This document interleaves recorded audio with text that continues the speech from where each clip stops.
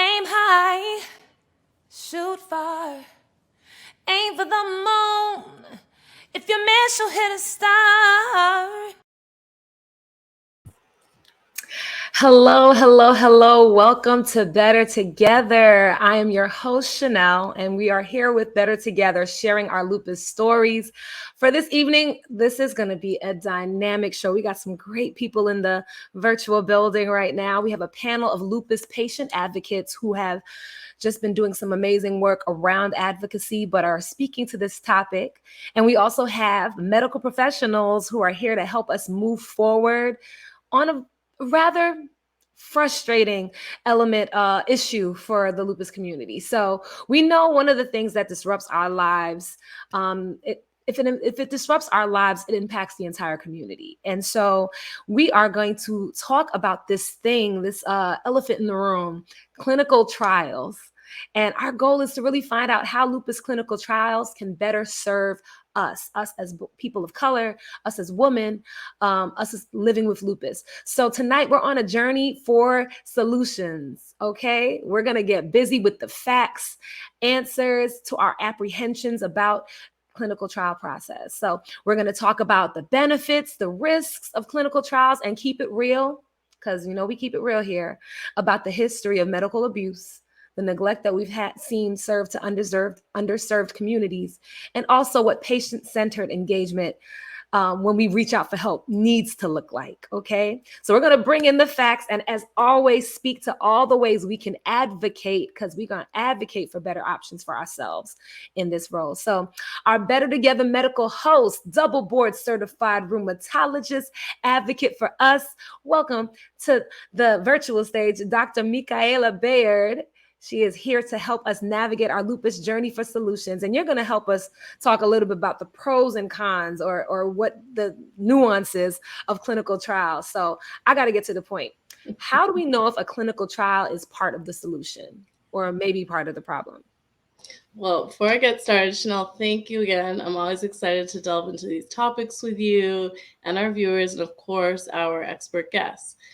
So, in my opinion, when you talk about solutions in lupus care, clinical trials, or in a much broader sense, research really can play a big part and should be a part of the solution. As a physician, I want to give the patients I see the best treatments. And so if a clinical trial can really help me offer the best options safely, and that's a really important word, it is a part of the solution. The really difficult part, and when we have some amazing guests who are working in this area, is that we need to have clinical trials that tell us more about each person and if everyone can benefit from that safe treatment. We need to know if it's inclusive of someone that looks like you, Chanel, looks like me, and if it works for someone with similar medical histories. So when I'm deciding if I want to give someone a medication and thinking about these research studies, more than safety, we need to know more about who someone identifies as, their medical history, the genetics. And the great thing is that now well-designed clinical trials are really doing all of this, and this is our standard. The sad part, as you mentioned, is that has not always been the history. And I'll be real, when I see patients and talk to them about being a part of research, we still have that history heavy on our minds of what wasn't done right and the mistrust that really happened in communities that we both relate to. So when we think about this, and we're going to actually have a video where we talk a little bit more about how people think about research, people really have to understand and see what's being done now and today, because we acknowledge that there is this heavy history, but we're doing a lot to change how we engage with communities and do research. So I'm actually going to introduce a little video where we have guests that we've seen before, Tiffany Marie, the founder of Lupus Chat, and Kim House, who's a personal trainer and founder of the House Foundation, who are going to tell you a little bit more about their own thoughts on this topic. The most important positive about clinical trials is the fact that when they're successful, they provide new treatment options for people. Most of us understand anxiety, especially if you have lupus, and just all the things that go through your head about what if it goes wrong, what if who knows, what if I grow a tail. Like, there's so many uncertainties that you don't know about when you're doing a clinical trial, because it's a trial. Sometimes they're the only way that people can access healthcare and treatment. Some people have exhausted all their other options, and the clinical trial is one way for them to sort of receive the care that they're unable to get otherwise. I was super excited to try it simply because it was made specifically for people with lupus. But when I found out that there were not a lot of Black women that have participated in the trial, it really made me nervous. So, it's kind of a double-edged sword, because we need more Black women to participate in this particular trial, but most of us are nervous or scared to try it out. Those who came before us experienced horrific experiments on their personhood.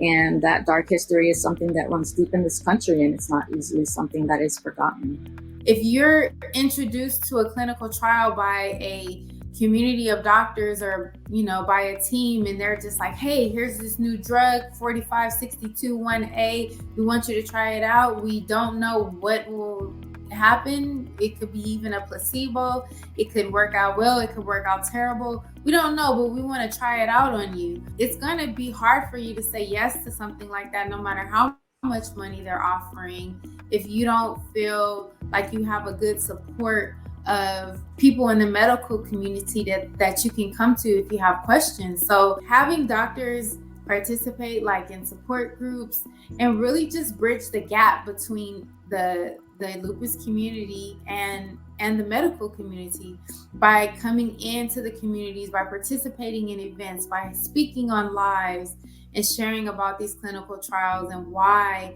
it's something that you're encouraging and think would be good for others to try. Oh my goodness, thank you so much. That was such a great cue-in, Dr. Michaela.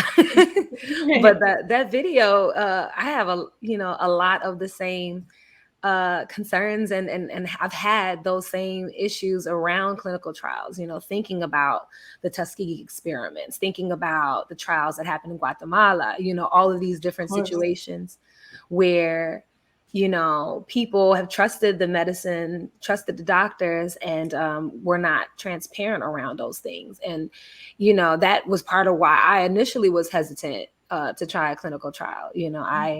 My doctor, at least my previous doctor, she was based in a medical hospital, a university hospital, so they're doing a lot of trials and tests and different studies and things of that nature. But it was, it's very challenging. So imagine, you are somebody that isn't, necessarily looking or Google it. You're not a Googler to know all of the details about what a clinical trial is. And post-COVID, we know that there was so much information, misinformation that was given around this process. Right. But I know for me, it seemed like it was the only option. And I think that that's something that happened to quite a few of the guests that we have here that we're going to get to in a few. Quick question, Chanel, though, for you, what was that difference? You mentioned it was the only option, but there must have been some interface or interaction with someone that really, enlightened you about it. Well, I think for me, it was a lot of me trying to figure it out. I think that, one of the struggles that happens is sometimes doctors, really assume, like, I'm the doctor and I tell you to do this, that you're just going to do it. Mm-hmm. And they don't think that they need to arm you with information or give you all of the background. Right. It's just like, this is your choice, and I think that sometimes that's a challenge. Now I won't say I'm a Googler, because I try to stay off of, like, some of the sites, like the MD sites that tell you you're diagnosed, you have a cold, and it's like, oh my gosh, you have cancer, like those kind of sites that sometimes can go off.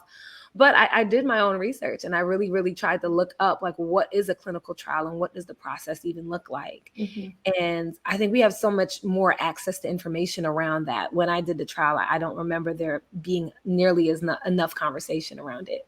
Mm-hmm. Which is why I'm glad we're having this conversation here. Yeah. And our next guest is going to tell us even more. Yes, because our next guest is actually a part of the Lupus and Clinical Investigators Network, which is managed by the Lupus Research Alliance. Dr. Ashira Blazer, her role is to educate patients of color about clinical trials, to help them understand why their participation is really so important. And Dr. Blazer is also the assistant professor of medicine, the Division of Rheumatology at the Hospital for Special Surgery. We got family over there at the HSS. Dr. Blazer, please welcome to the stage. Welcome to our virtual stage. So glad to have you as a guest here. Hi, so glad to be here. Thank you. Thank you. So I have to ask, what's your lupus story and why did you choose to become a warrior for clinical trials? Right. So I think of myself more as a warrior for research. So, I am a researcher. I look at lupus and African ancestry populations, and I do some genetics genomics research, but also I realize a lot of the reasons why people of color and women of color with lupus don't get the best care are due to, structural factors, structural racism, and also lack of participation in science. And that's across the board, whether it's on the lab side of things or the clinical trials side of things. And so, my family members have lupus. So I'm very interested in lupus in Black women for that reason. And I just wanted to be able to advocate across the gambit. Thank you. No, I mean, and it's important to have representation matters, and that's something I've said in other spaces where I've been kind of asked to speak to the lupus patient perspective. I've always said, so who are the people administering this trial, or who are the people that are here? If they don't look like me, then it does feel very, I don't necessarily want to be there. I don't feel comfortable. So seeing a familiar face, a familiar tone, a familiar cultural understanding definitely helps. But I think one of the first question I have to ask you is, can you please explain the clinical trial process? Absolutely, yes. So for clinical trials, the point of a clinical trial is to take a scientific discovery and make it into some sort of medicine or intervention that we can use to improve outcomes. So there are multiple phases of clinical trials. So the first phase, which includes the fewest number of patients, says, is this medication safe? Right? So is this something that I can safely give to individuals and not cause them to be sick? And what are the side effects? Is that to people, or are those like to mice? So that's a fair point. So there are preclinical studies, right? So before anything ever comes to people, we study it in the lab, we study it in animals. And so we get a good idea as to how a medication works, but we have to be able to study it in people to be able to bring it to the larger population. So before that happens, preclinical, but when we talk about the clinical portion of clinical trials, there's the phase 1, right? Is this medication safe? The next phase is this medication effective, and how much should we be giving to patients, right? So this includes more people, usually on the order of hundreds of people, and we determine how this medication should be given. Is it effective? What's the great dose range? The next phase is the phase 3. So this is when we have thousands of participants. And so we say, compared to people who are getting the standard of care for that disease process, do people who get the medication do better? And so this is your head-to-head placebo control portion of the trial. And so you're going to be most likely to be asked to participate in that part of the trial. Got it. So, Ashira, when you talk about these different phases, because you and I know that they're each kind of their own studies, could you tell people about that? Because I think people sometimes think they're signing up for all of these different phases. Right. So each of those phases recruit separately, right? So often patients say, I'm going to be a guinea pig, or, is somebody experimenting on me? Do we even know if this is safe? And for the most part, when you're recruited to these trials, you already have some safety information. So it's important for you to ask, what phase of the trial is this recruitment for? That's a good point. And thank you. That's a great question. I think a lot of times, everybody always, I mean, it's unknown. So we're all look at it like, are we the beginning? And not knowing what those phases are definitely makes it really challenging. So, I mean, what do you think that what are the things that a doctor needs to consider when giving? What should my doctor consider when trying to position me for a clinical trial? Like, what should I be asking? What do you think doctors need to do better around that? Yeah, so I think the first thing that doctors need to do is ask. So, we hear all the time that people of certain ethnic backgrounds are less likely to sign up for clinical trials. And it turns out that doctors are less likely to ask those people whether or not they want to be involved in clinical trials. And so, making sure that each person is being informed, regardless of their background, is the first thing. The next is to understand the risks associated with that clinical trial, because those are not the same for everybody, right? So, if I have a job that allows me to take time off, I don't risk getting fired. It is really close for me to pop over and do this trial appointment, and I can understand the risks and the benefits. And by the way, if I have a side effect, I have health insurance. My risk is a lot less than if I don't have those things, right? And communities of color are very marginalized. And so understanding what it would it take for that person to participate in the trial, what risks are they facing? Are there any sorts of resources to help mitigate that risk is really important. And having a candid conversation with the patient about that is very, very important. I agree so much. And I know you do a lot of work in this arena, Dr. Blazer. And I'd love for you to speak on this because I think people don't know that we're really actually working to fix that. We want people to be in trials and not have to put their lives on hold. So what's being done in research about that? Yeah, so there are a number of different companies and also different foundations that are very interested in this. How do we balance the risks and the benefits of research across populations? And I know the Lupus Research Alliance has had multiple of these summits to think about this. And so, I think the understanding that this is not the same for all populations is coming about.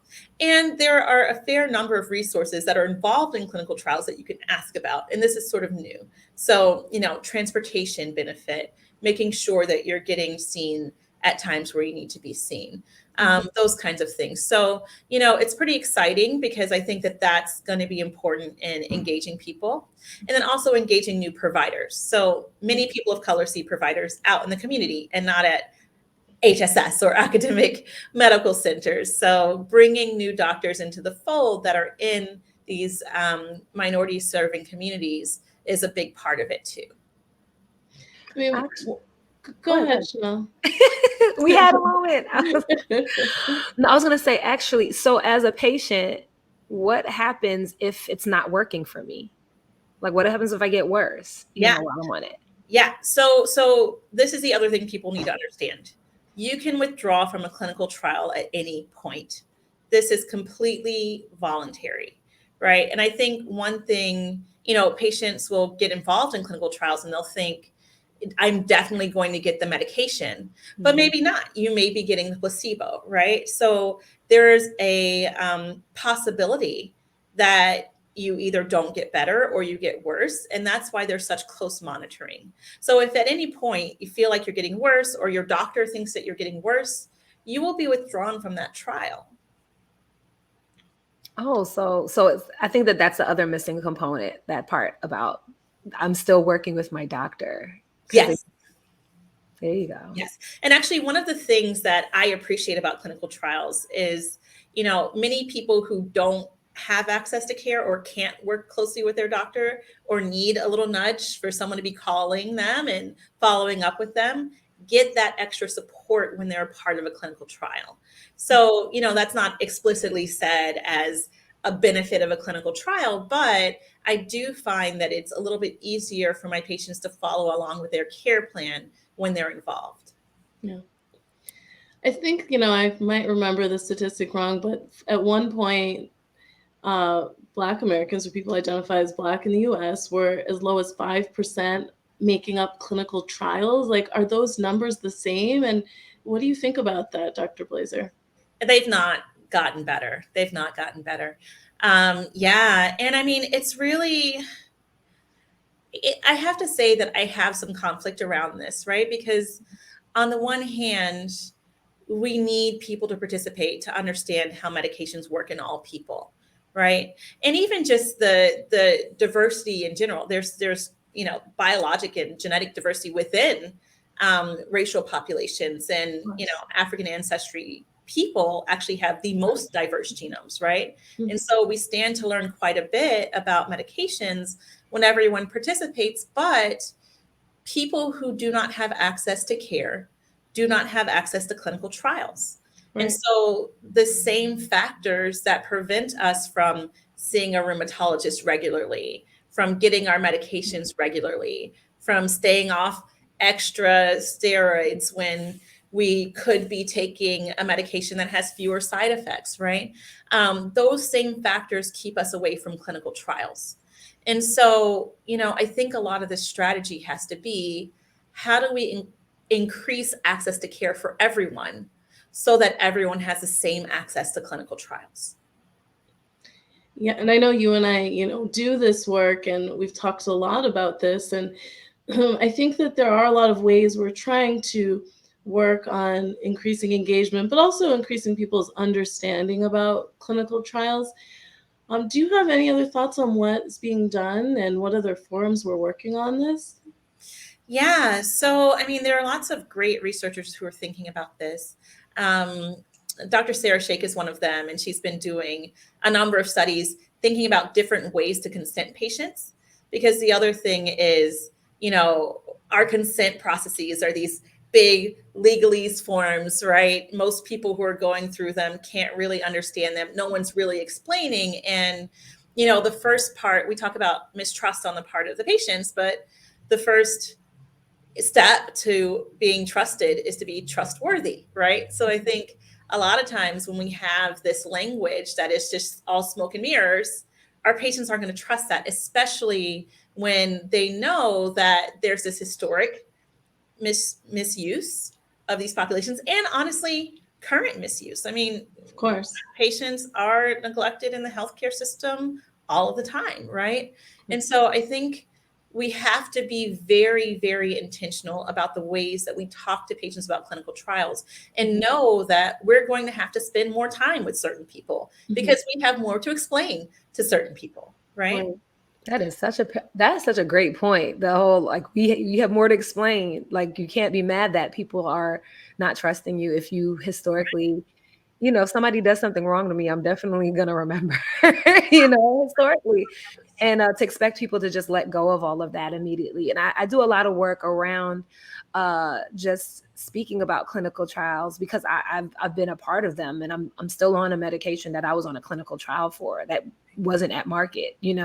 So when I think about it, for me, I think that it's really important for us to also understand that, to have these places and spaces to be able to engage with each other.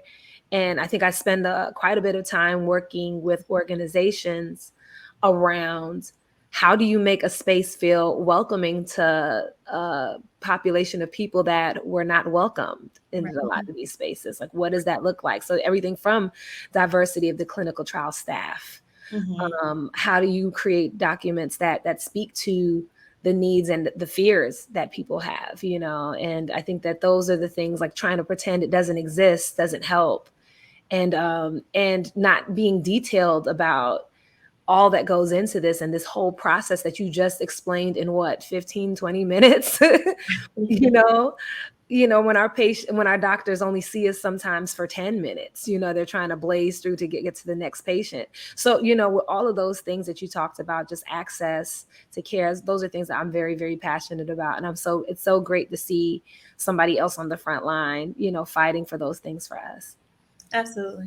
So, say I'm a patient, because we have Chanel, who's had the experience, and then Dr. Blazer, who's really running these. How do I advocate for myself when I'm sitting listening to someone consent me for a big trial? And what do I say and ask? Yeah. So I think the first thing is, what phase of this trial, right? And even, can I have more time, right? I think a lot of people think if someone's consenting them, they have to sign up right then. And that's not true, right? Where can I find information on what was found in phase 1 and phase 2? What are the side effects, right? And what's going to happen if I develop a side effect? Who can I report to, right? All of those things. And then also, what are my rights as a patient? So I think a really big topic right now is how's data being used? A lot of these trials create quite a large amount of data, and blood samples may be stored, DNA may be stored, right? Who has access to that data? When can that data be shared? And are there tiers where I can say, I would like to consent to this, but not that, right? Right. You're okay to have my clinical data, but my genetic data is mine, right? That is all very important because, when we think about how research is propagated, it's important to make sure that we can make as many discoveries as possible, but your privacy is also extremely important. Yeah, that's good to know that you have some power to say this is, part of what I want and what I don't, because I don't think people know that. Yeah, you don't have to sign up for all the things. I didn't know that. Yep. I might have signed up for all the things when I did it. I mean, you can if you want to, but if you don't want to, you don't have to. This is completely voluntary. So, in the best case scenario where you may be in a later phase and receiving a treatment that is really helping, what does that look like and mean after the study ends? Right. So that is one big place where I am interested in advocating. So when we say balancing the burdens and the benefits of clinical trials, we mean how hard is it for me to participate in this trial? And after the trial, how likely am I to get access to a medication that works? Right. So for all clinical trials, only about 25% yield a medication that will be marketed, right? However, we know that certain populations don't have as great access to care and also are likely to have lapses in insurance, right? Are likely to be unable to afford very expensive medications. And so many trials have a plan for being able to provide medication to people who participated in trials. That's something to ask about. Also, many companies have programs that increase your ability to get medication often free. And so that's a great thing to talk about when you're thinking about being a part of a clinical trial, because if this works for me, what happens when the trial is over, right? Right. You still need to be able to access, and we have to honor the fact that many populations aren't going to be able to. But what I am hearing is that I might not have healthcare coverage and I'm a part of a trial and then get some sort of coverage Yeah. for medication, which Right. is a huge benefit. Oh, it's huge. It's absolutely huge. But lupus is forever and trials are not. So I mean, so it sounds like we're pretty much recognizing how much power a patient has as part of this. I think that that's the thing. A lot of times we feel like we're powerless, like you're putting us in this unknown space and I'm just at your whim. My blood is yours to take for forever and ever, but the idea that we can actually advocate for ourselves, we can tell our doctor, I need more time to think about this, decide whether we really want to participate. And also, it might be a little challenging. And I thank you so much for working on this process, but comb through that paperwork and see what those options are as well. That's really, really important to know as a person living with a chronic illness that I'm trying to manage. And also, thank you. Let us know to ask for all the things. Like I want, give me a Metro card, living in New York City, like Metro card, what's this Uber situation like? Also, having lupus means you may have brain fog sometimes. You're very busy with all the things that are going on, right? The other thing is often if you are seeing a physician who is doing clinical trials, they have a social work department, right? They have people who are there to help you understand. So research coordinators are wonderful. Many of them are well informed, but there may also be other resources. So, do your research until you feel satisfied. And if you need help, ask for help. Like you definitely have power in this process. So ask and you shall receive, right? At least, well, we here at Better Together, we're always talking about like this idea of advocacy and advocating for yourself. So this seems like another area that we really need to make sure we advocate for ourselves, and that there are so many options out there, depending on the trial, that could really make the trial worthwhile. That rhymed. See that? Look at that. Like I That was a poet or something. I might have a poem at the end of this for you all. Well, but thank you so much, Dr. Blazer. So much information. Stick with us. We're gonna bring in our two other guests, who are super amazing lupus warriors, and both of them, after years of health setbacks, searched for solutions by participating in clinical trials. So they're here to share their successes and maybe some not so successful moments in that process.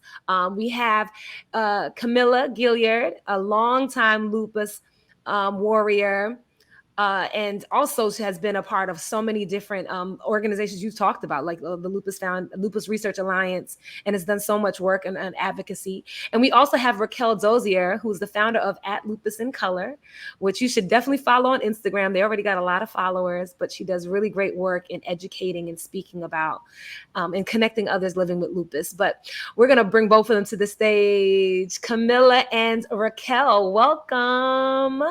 Hi. How are you doing? Both of you, I always say, we really make lupus look great. You know, you both look so lovely on here. Thank you for joining us. Thank you And for so, having me.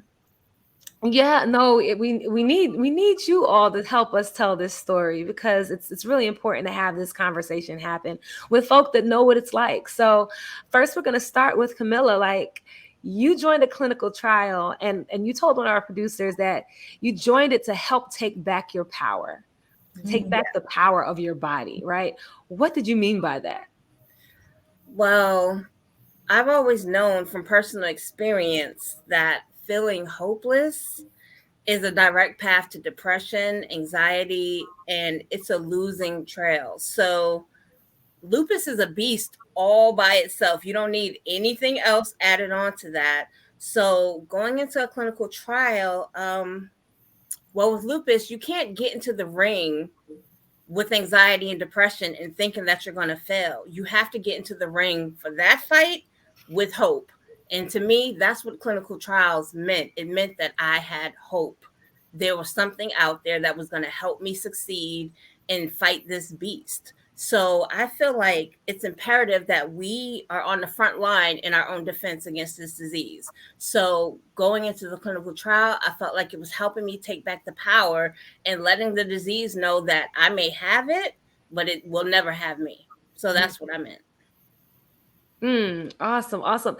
And I mean, I think, can I ask how many clinical trials you've been a part of? Is it just a couple, or is this an ongoing process for you? Are you like the OG veteran of clinical trials? I think I'm an OG, but I haven't been in a trial in a while. I've done several. I've done several studies. Well, it's been a while, but they were a handful. But it was worth it. At the end of the day, it was worth it. And what was your experience like? Was it a lot of poking and prodding? I think that's, like I said, we're trying to dispel some of the myths and also get to some of the facts, right? Like, what was that process like? Well, I like the part that Dr. Blazer mentioned with asking for help with anything that you don't understand, and knowing that there are social workers and research coordinators that you can reach out to if there's anything that you don't understand or if there's anything that you need.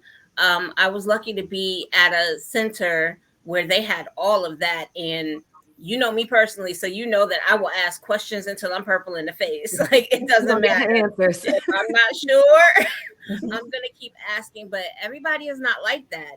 I'm hoping that more people get like that so that more people of color can participate in the trials, because it really is sad that of that 5%.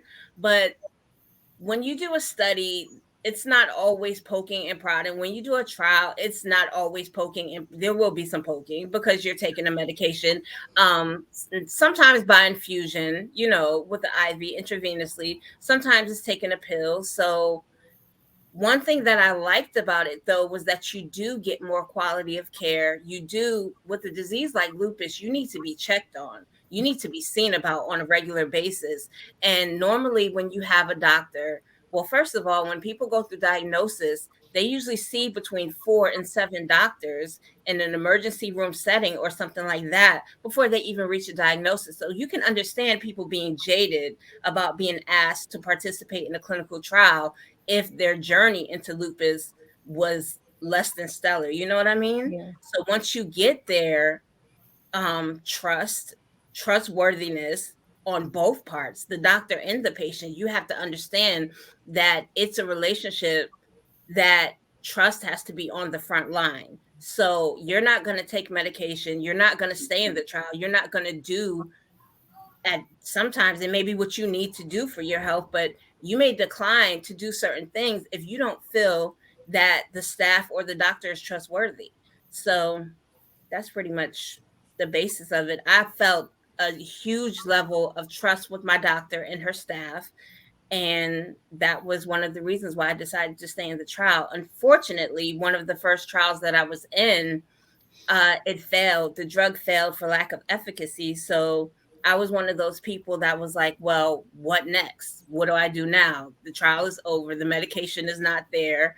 Where do we go from here? But if you have a doctor that you trust, you continue on that journey together.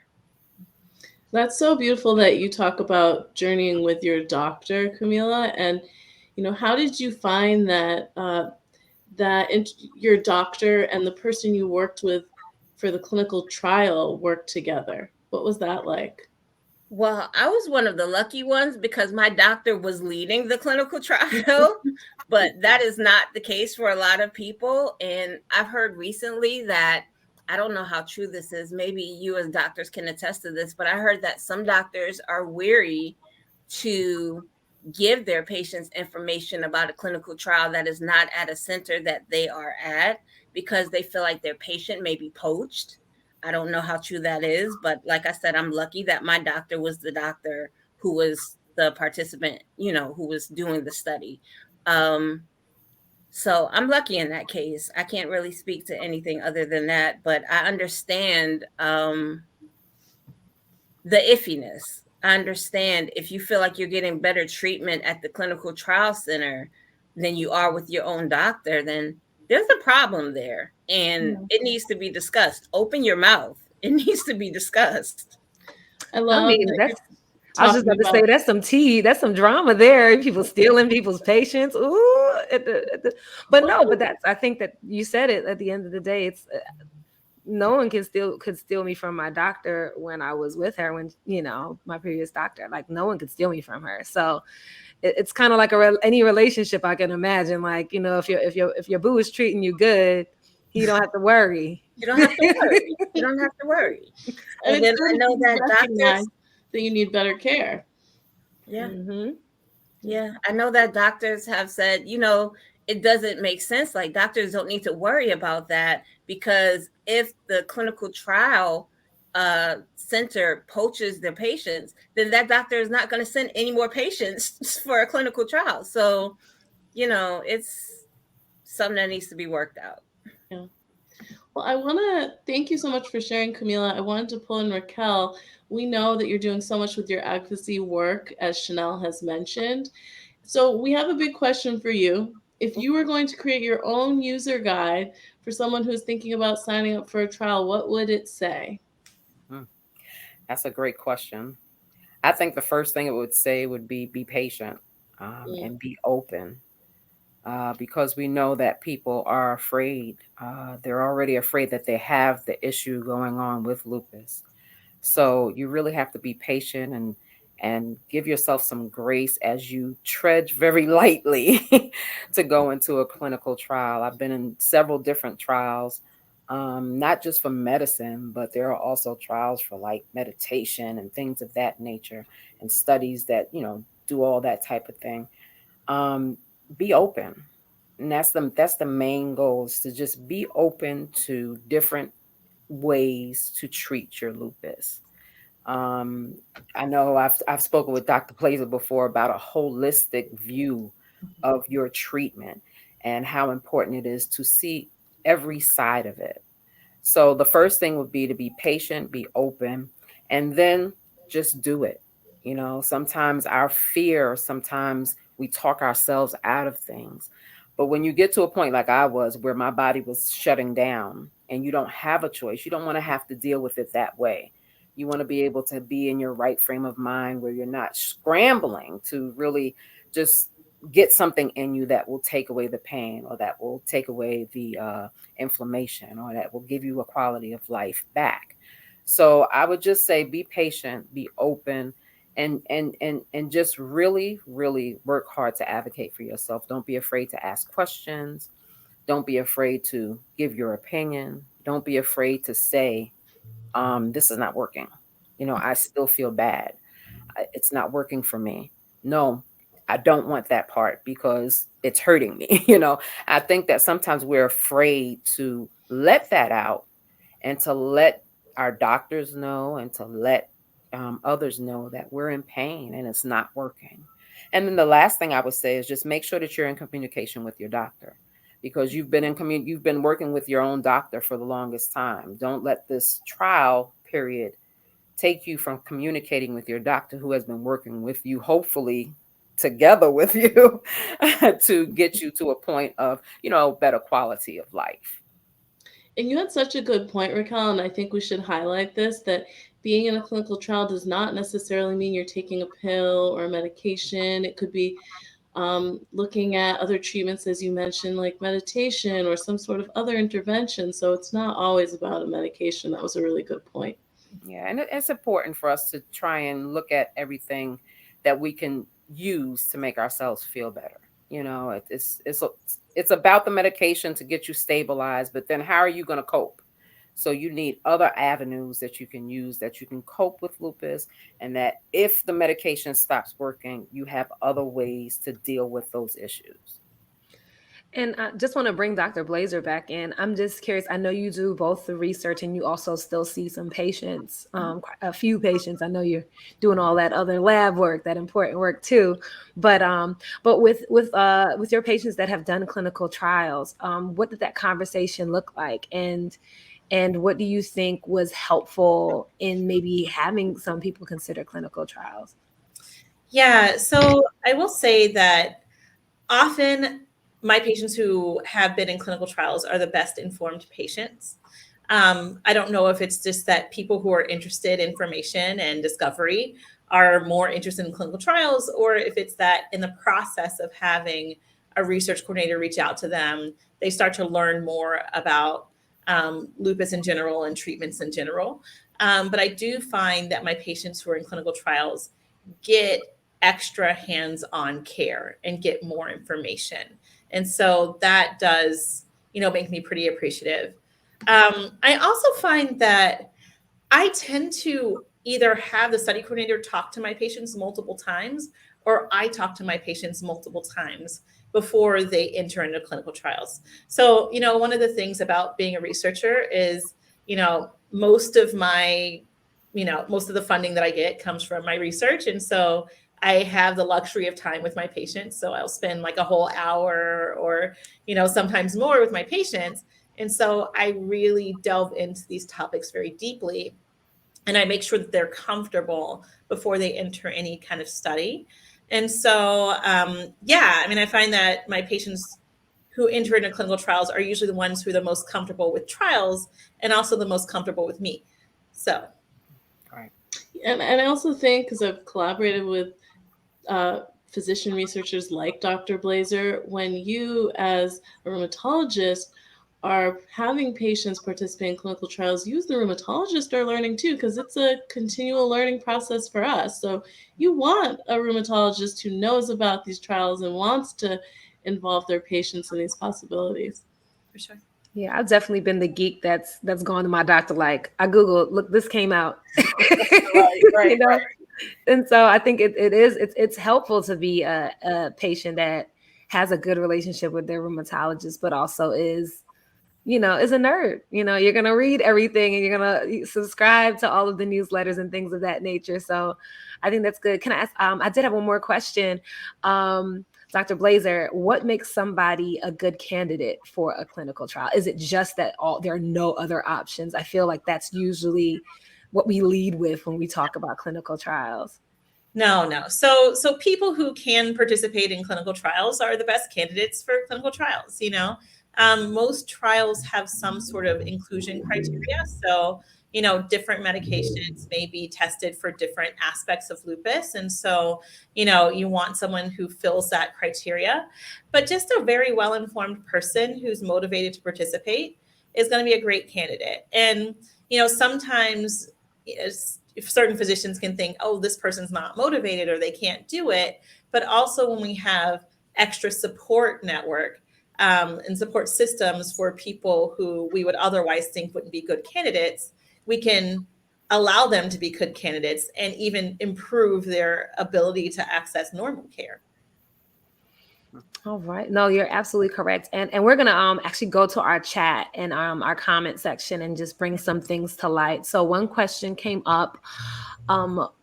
Why is there a disconnect between, I'm sorry, how can the medical community better engage the Black community? Like, what are the things that you think would be helpful in that process? And that can be anybody. As a patient, I think we might know that answer too.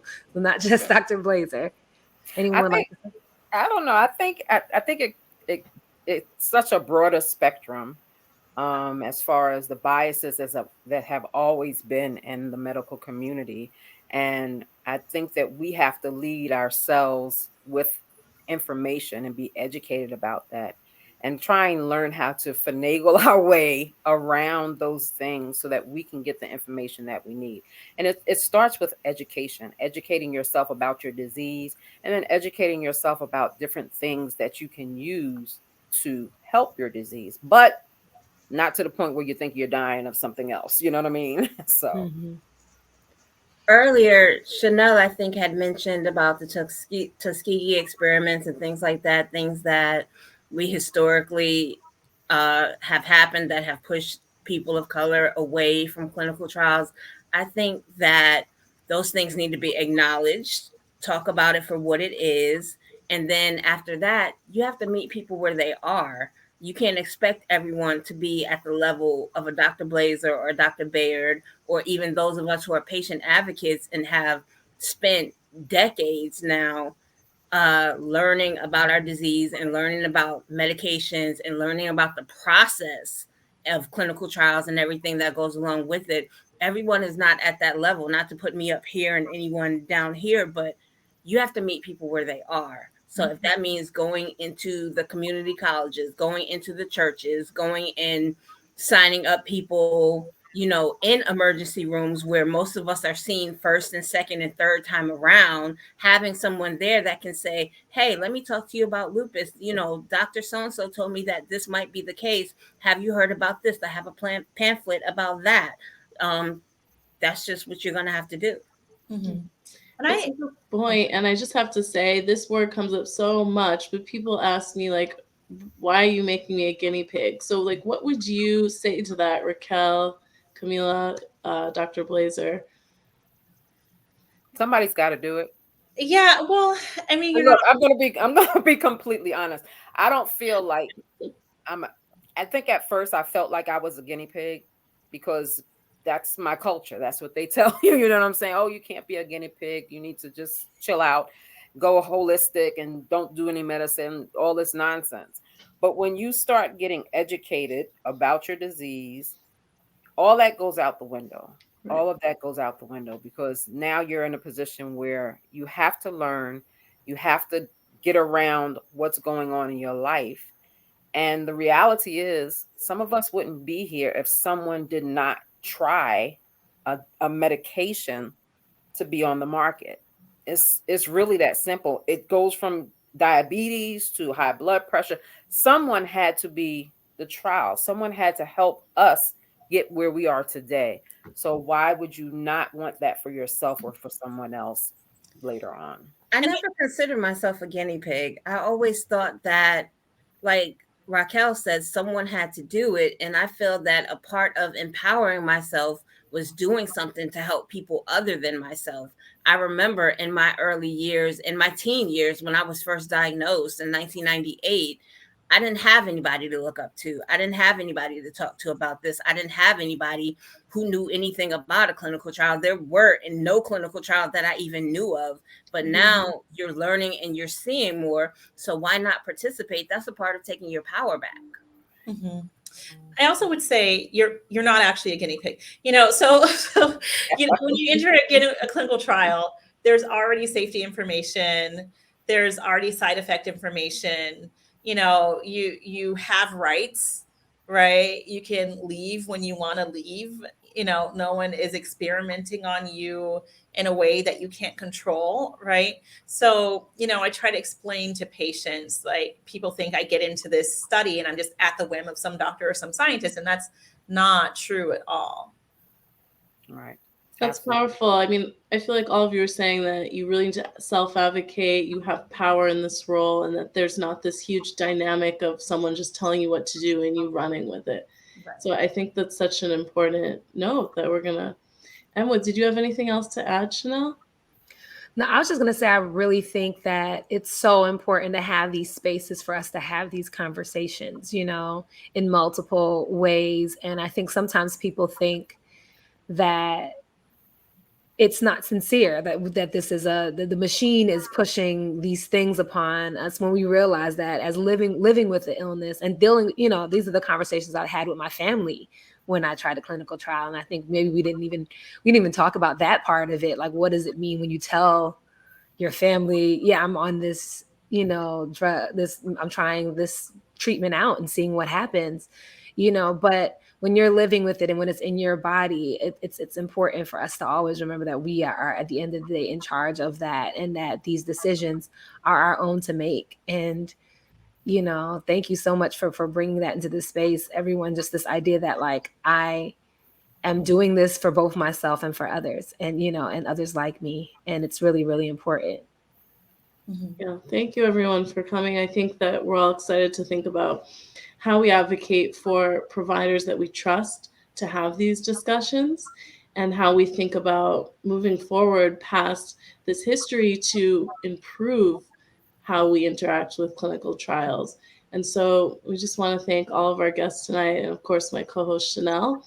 We want you to remember to look for us on Facebook, YouTube, Instagram. Please keep sharing and posting your comments. We're so excited to hear from all of you. And again, thank you to our sponsor, Biogen. We want to remind you, if you are interested in finding out more information on lupus and especially clinical trials like we talked about tonight, please check out the interactive timeline in the link, participantrightstimeline.com, as you can see below. So we're going to end tonight again with Chanel sharing some of her spoken word, and I'll ask her what she's sharing tonight. This poem is called Power. When trust is historically broken, when what's unknown is exactly that, unknown, when you feel like you are making this decision alone, you are not. See, you are bringing the world with you. My warriors, we are holding all accountable. We are demanding our power, our choices, our options. We are healing ourselves and healing others in the process. We are fighting side by side. We are opening doors, advocating for more, asking for more, demanding more for ourselves, for our friends, for our mothers, our sisters, our brothers. We are advocating for more. This is us reclaiming our power. Thank you so much, everyone. Thank you. Have a good night. See you Night. next week. Good night.